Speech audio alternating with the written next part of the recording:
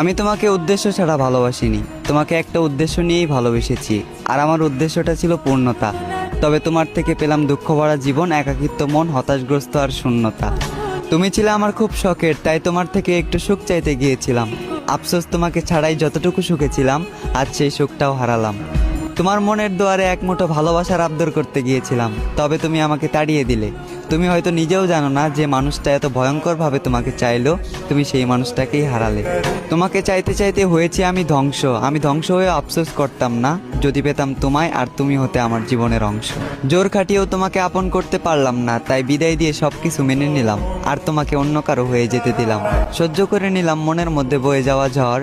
একদিন তুমি বুঝবে কি হারিয়েছ, আর বুঝবে সেদিন, খুঁজবে ওই দিন যেদিন আমার ঠিকানা হবে অন্ধকার কবর।